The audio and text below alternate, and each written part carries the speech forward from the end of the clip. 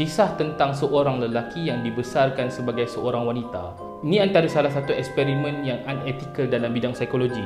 Kisahnya bermula pada tahun 1965 di Kanada, yang mana pasangan suami isteri yang mendapat anak kembar, iaitu Bruce dan Brian. Pada umur 6 bulan, kedua-dua kembar ini mendapat penyakit phimosis, iaitu penyakit pada kulit kemaluan mereka sendiri. Setelah dibawa ke hospital dan sebagainya, pihak hospital minta untuk disunatkan untuk buang bahagian kulit alat kemaluan bayi tersebut. Ketika pembedahan ataupun surgery dilakukan, telah berlaku kemalangan terhadap surgery tersebut yang mengakibatkan alat kemaluan Brian, anak pertama tersebut, telah rosak ataupun terbakar disebabkan kemalangan tersebut. Disebabkan itu, Bruce terpaksa cancel untuk buat surgery sebab takut kejadian yang sama berlaku. Menyebabkan parents dia risau sebab apa akan jadi pada future Brian. Yelah, dah tak ada alat kemaluan untuk membesar sebagai seorang lelaki dan seterusnya, macam mana kehidupan dia?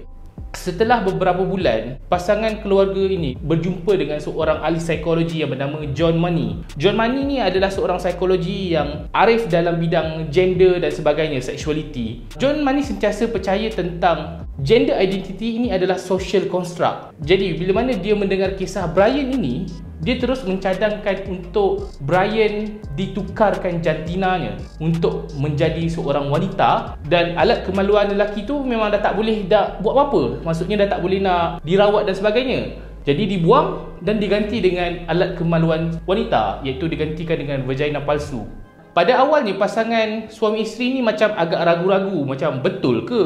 Tetapi disebabkan John Money meyakinkan kedua-dua pasangan ini yang cakap tentang sebenarnya gender identity ini adalah social construct yang mana kita boleh belajar daripada social learning. Maksudnya kita belajar daripada pembelajaran keadaan sekeliling yang membentuk gender identity kita. Maksudnya kalaulah seseorang itu dibesarkan sebagai seorang wanita, dia akan membesar menjadi seorang wanita. Tetapi kalaulah seseorang itu dibesarkan sebagai seorang lelaki, dia akan menjadi seorang lelaki. Dan jantina Brian telah pun ditukar menjadi jantina perempuan dan digantikan dengan nama Brenda. Untuk make sure eksperimen ini berjaya, John Money make sure yang dia adalah beberapa sesi untuk suntik estrogen kepada Brenda untuk make sure badan dia, walaupun badan seorang lelaki, tapi bila dia membesar dia akan ada unsur-unsur feminin sebab dia suntik dengan estrogen. Dan kita tahu kembar ni basically memang mempunyai genetik yang hampir sama dan mereka dibesarkan dalam persekitaran keluarga yang sama dan sebagainya, faktor sekeliling yang hampir sama. So yang membezakan mereka adalah seorang dibesarkan sebagai seorang lelaki, seorang lagi dibesarkan sebagai perempuan.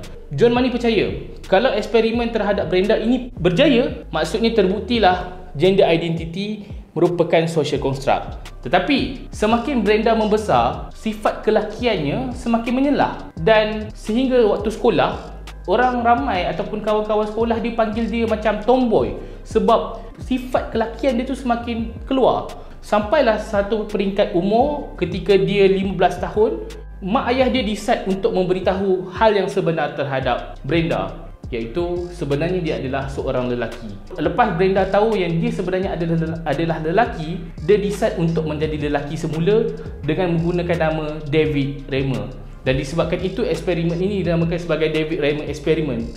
Kalau korang tengok dekat YouTube, sebenarnya ada banyak wawancara ataupun interview David Reimer ni dekat YouTube. Korang boleh check dekat online. Dan sebenarnya David Reimer ni telah mendirikan rumah tangga pada tahun 1990. Tetapi perkahwinannya tak kekal lama, hanya bertahan selama 14 tahun sehingga 2004. Selepas 2 hari isteri dia minta cerai daripada dia dan diceraikan dan sebagainya, dia telah decide untuk membunuh diri disebabkan isu depression dan sebagainya. Sebab pertama yang kita kena faham, dalam perkahwinan mestilah kita nak hubungan yang seksual dan sebagainya. Perkara itu adalah satu keperluan. Tetapi inilah kelemahan yang David Reimer tak boleh buat, yang tak boleh berikan kepada isteri dia. So ini antara salah satu sebab kenapa perkahwinan tu tak kekal lama dan kenapa David Reimer mengalami masalah depression dan sebagainya, dan akhirnya beliau decide untuk bunuh diri.